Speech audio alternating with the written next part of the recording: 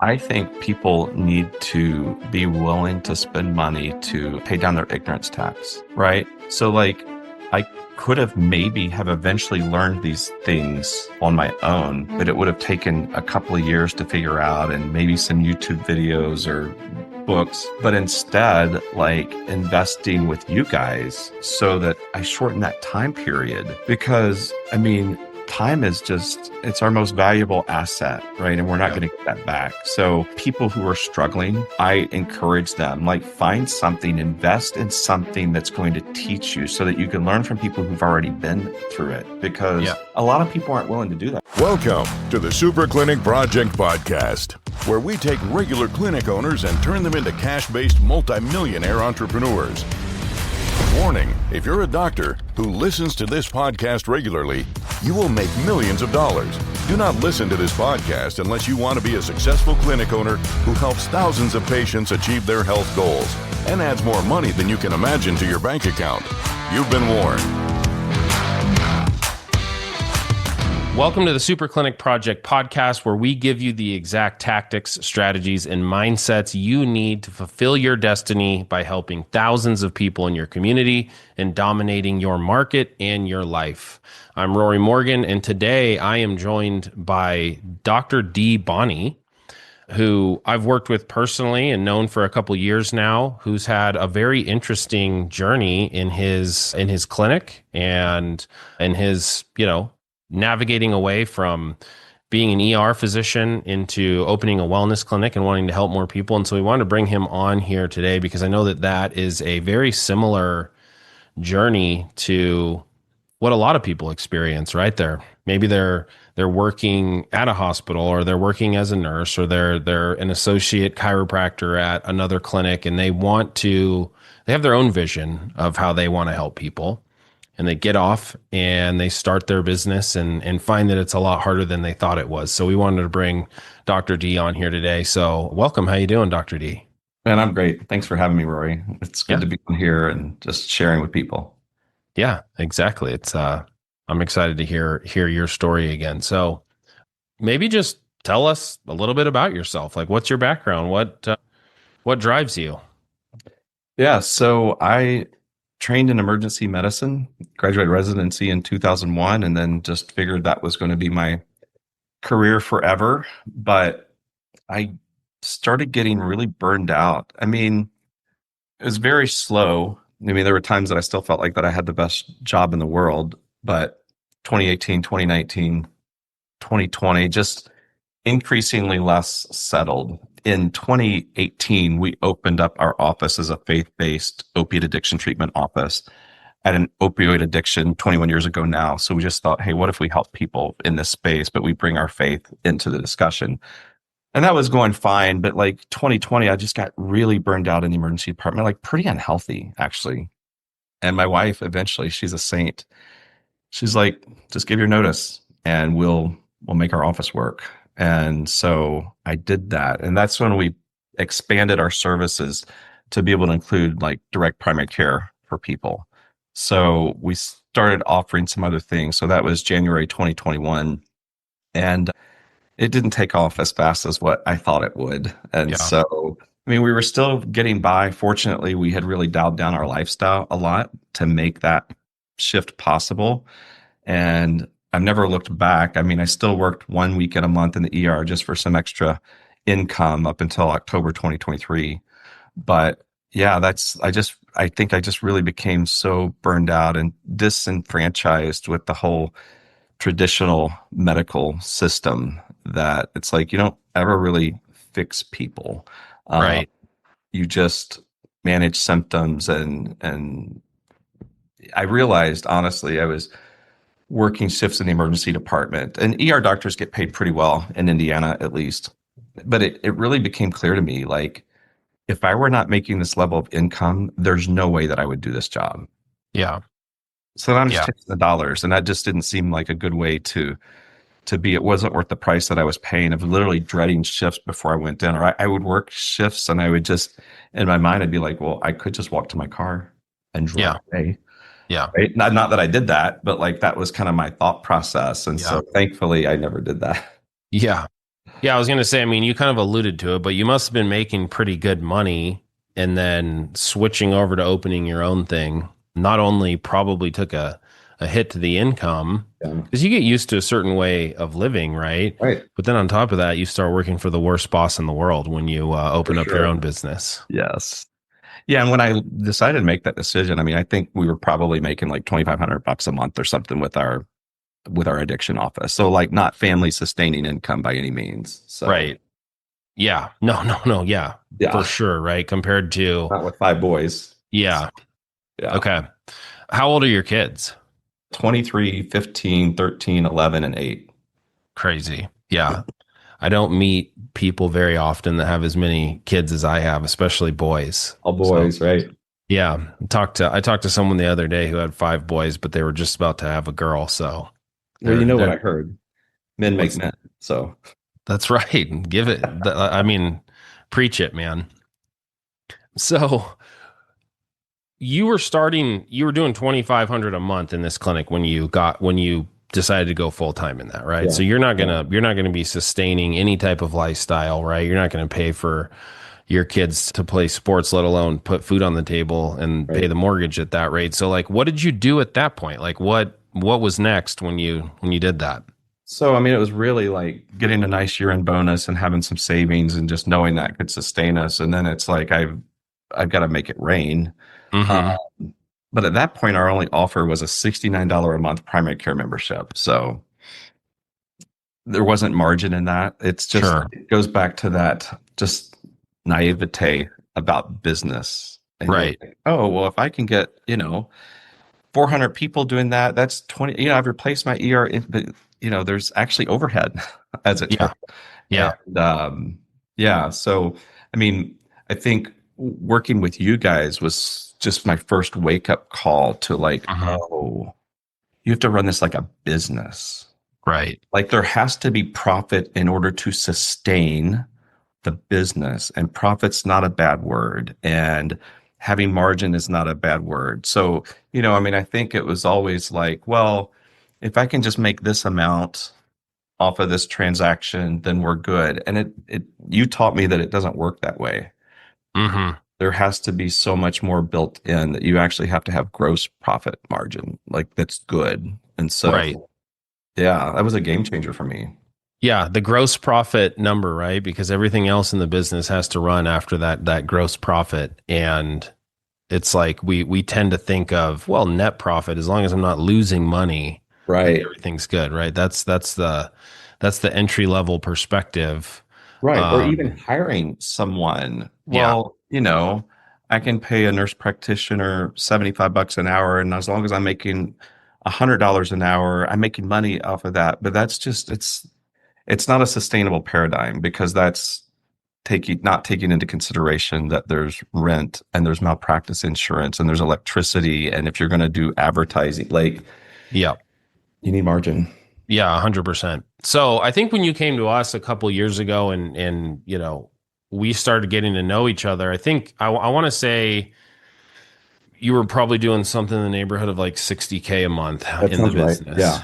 Yeah. And like what were some of the challenges you were dealing with, and like where were you stuck? What was working well Oh too? Like man, I remember this challenge. I remember you yelling at me for not having enough space on the calendar. I say that tongue in cheek, but like I didn't yell at you. Yeah. availability for consultations because we started rolling out a weight loss offer that seemed to be easy, low hanging fruit. It was something that I could systematize, so our PA and nurse practitioner could also do that.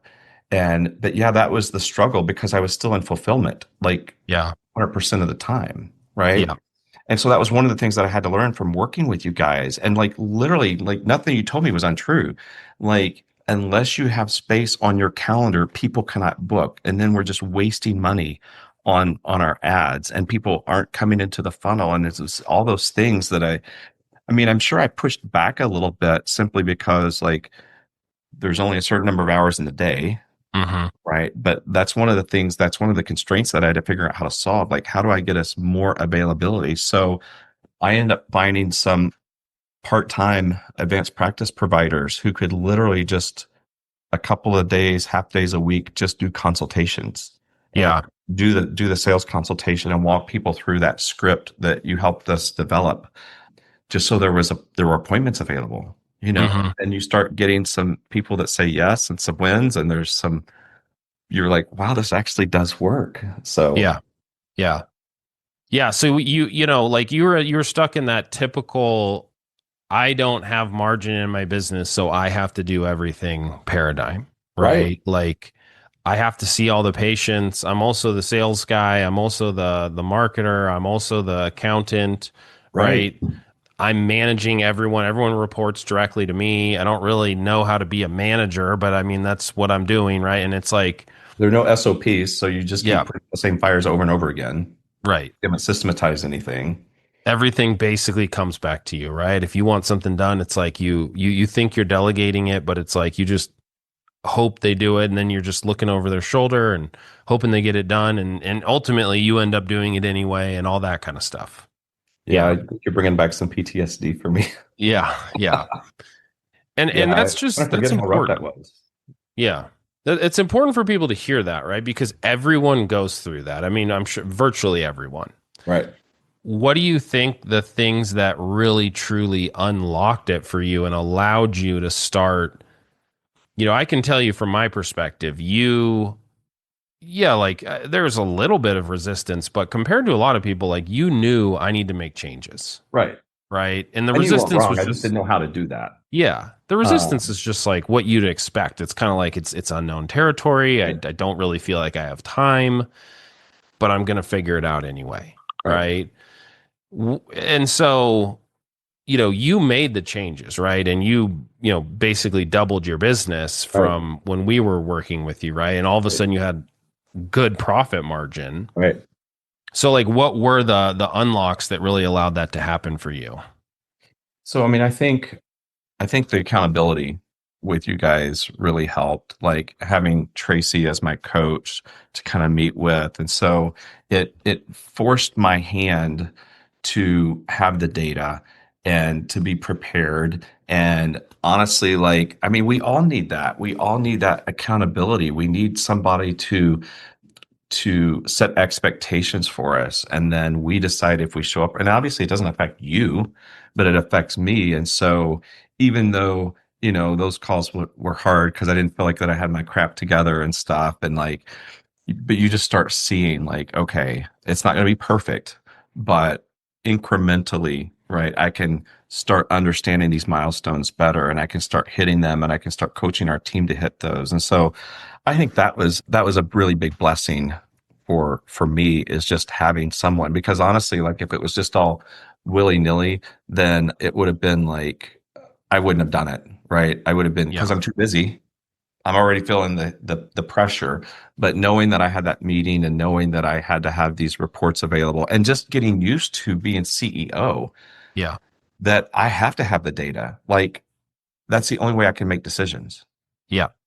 Right. And so Hmm. that's one of the things that I think you guys really, really laid down as that foundation, is like you have to have the data, and it has to be accurate, or you don't know what's going on in your business. Right. Yeah. Yeah, 100%. And I mean, I think that's the biggest thing that, the differentiator when I work with someone who gets amazing results versus someone who's just sort of like, it just feels like a grind, right? It's like, Hmm. do you want to do this or not?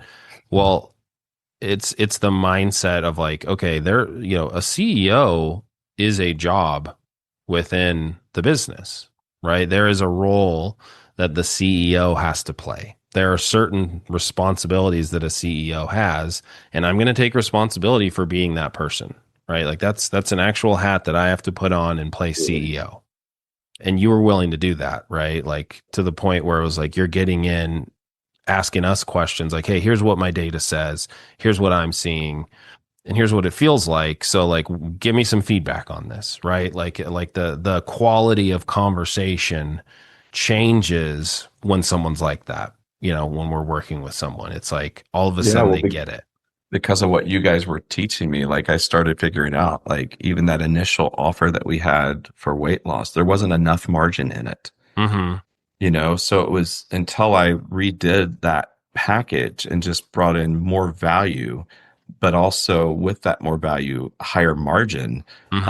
Um, it's that margin that fueled our ability to continue to scale on our ads and to ultimately just help more people. Totally. Yeah. Yeah, I remember that, right? Like I remember you getting initial growth, right? And it was noticeable, right? But Hmm. I think you were probably still feeling that same stress, like I'm working twice as hard, That's right. right? And then Right. we had that conversation about margin, Right. and all of a sudden you did raise the prices and there was a really big jump at that point. Right. Is that correct? Absolutely. Yeah. Yeah. And you taught me how to present that whole sales script. I still love it, that you're not selling anything. You're just demonstrating to that person that you are the solution that they've been looking for.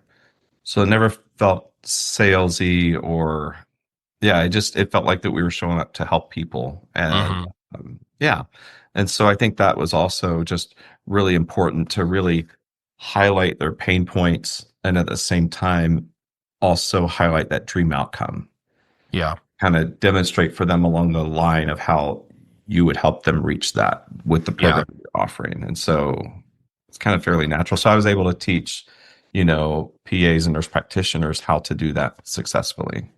Yeah. That's awesome. And that's another thing that stood out with you is like you immediately understood like, okay, this isn't like used car salesmanship, right? This Right. isn't like, oh, what do you want your monthly payment to be and negotiating Right. and that kind of thing. It's like, hey, tell me what's going on Yeah. and let me see if I can help you, right? And it's very much that attitude. And you were a student in it, right? And I remember the first time we reviewed what you were doing, it was like, whoa, you're doing this really well.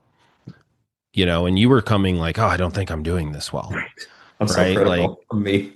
but it's like that's the right attitude, right? It's Right. like I think I'm messing this up. Can you help Right. me, right? And that Right. attitude, I was like, oh man, like this is exactly what we want to see, right? And it led to the results. Well, it's about caring about that person who Yeah. comes in. Like I had somebody who came in and like she needed to lose like 12 or 15 pounds. I'm like, we've got this great package here. You don't need that. Don't spend $3,500 on that. Like Hmm. literally just caring about people and Hmm. doing the right thing for them. But when you've got 50 pounds to lose and you're struggling with sleep apnea and you're also struggling with your, hypertension and all this metabolic syndrome, it's like, yeah, $3,500 can change your life.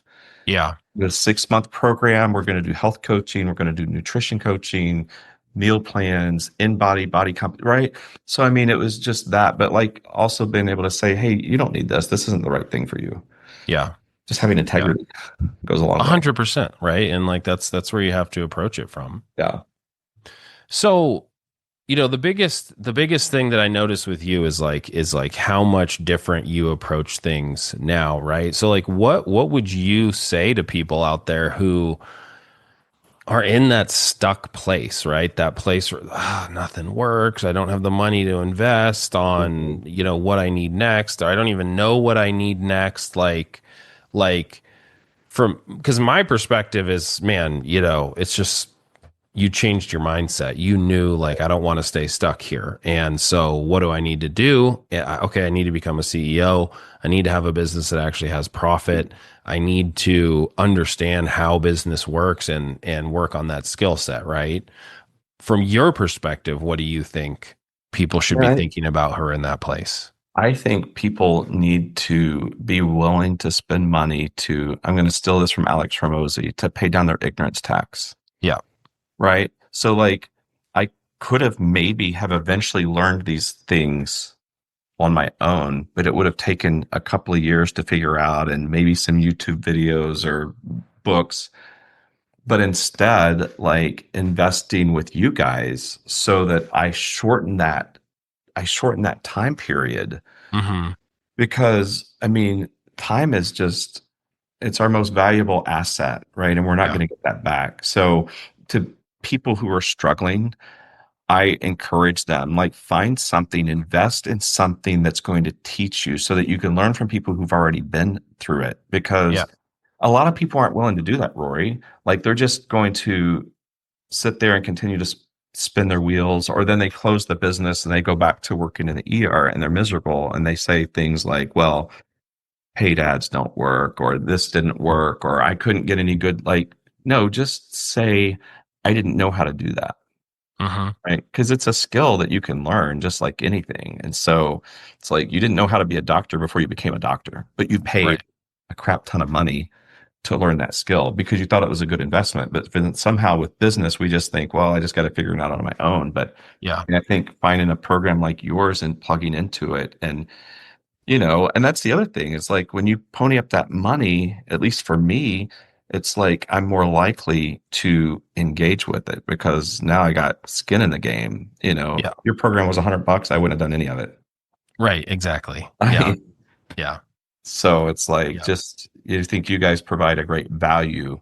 And I think people just need to understand, like, once they get these skills from a program like yours, no one can ever take those skills away.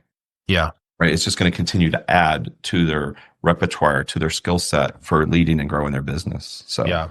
Yep. The other thing that happens too, if you're not willing to pony up and pay the ignorance tax, like sometimes what I've seen happen so many times is it just takes you so long that you end up getting jaded and burned out. Right. I've right. seen that, like, yeah, there's people been in practice for 20, 30 years and they just don't think anything works. Right. And And it's here's like, the well, thing, yeah. like, ultimately, if what you're providing helps people, Hmm. to not grow that, if what you have is really providing value, to not grow that is really a disservice Yeah. to the humans around you. Now, if you're Yeah. selling snake oil, then sure. But most of us aren't. Most of us are finding things that we really can help people with. Yeah. So, I had, we've now kind of pivoted and we're doing, like you and I talked about before, a lot of IV ketamine. But I was in a group of Christian entrepreneurs, and one of the guys in there, I was trying to make some decisions, and he basically said, I mean, with love, tongue in cheek, but he goes, what right do you have to not grow this so that me and my family can benefit from the service that you provide? And it was like, Yeah. wow, 100%. that's Yeah. true. Like, if what you're doing makes a huge impact in somebody's life, whether that's helping with pain through chiropractic, whether it's weight loss, whether it's whatever, if you're providing something that really has value, you actually owe it to your community to Yeah. grow that. And the only way to do that is pay down your ignorance tax, learn how to operate like a CEO, learn how to scale your business. So, Yeah. Yeah. Well, I know you have a heart out. So, like, you kind of mentioned you're doing a lot of ketamine now. And so, do you want to tell us about like what you're doing now? And, if you want to share like how people can find you, or how you're growing as a business owner now, and like what to be looking out for, or share any info on just, yeah, what would help people at this point. yeah. So, I mean, we're in central Indiana. Ketamine's one of those things you kind of have to come to our office. Although Hmm. we do have someone coming from Washington State. So we are like nationwide now. But Very cool. her daughter had done ketamine with us. And so she's going to come stay with her daughter. But there's obviously a lot of places between here and Washington. And I just think we're serving people well, and that's Yeah. being noticed. And so, yeah, I mean, our website's alphamegawellness.com. My little shameless plug for ketamine, man, we see about a 75% reduction in depression and anxiety scores in like 3 or 4 weeks. It's just the coolest, most impactful thing I've ever done in healthcare. And so I've been the beneficiary of that medicine. It's the reason my depression is in remission. And honestly, I think doing this work every day, it fills my cup and it helps me stay healthy. So it's just cool. So we're kind of at that place where, like, we've had people tell us that they are still alive because of doing this therapy. So that puts a lot of weight on me to, like, I have an obligation to grow this because there's more people to serve. I mean, in our state alone, 3 people complete a suicide every day. Yeah. That doesn't have to happen. So Yeah. Well, thank you. And we thank wish you you. all the best, and just super, I, super good to talk to you again. I wouldn't be where I am right now if not for you guys, because you really just helped me get my thinking straight about how to operate the business. So thank you, Rory. I mean, I appreciate that. And we just appreciate you, and you trusting us and going all in, and trusting yourself. So thanks, man. Thanks, man. I appreciate it. Yeah. You've been listening to the Super Clinic Project Podcast. If you like what you hear, subscribe and stay tuned for further episodes of the Super Clinic Project Podcast.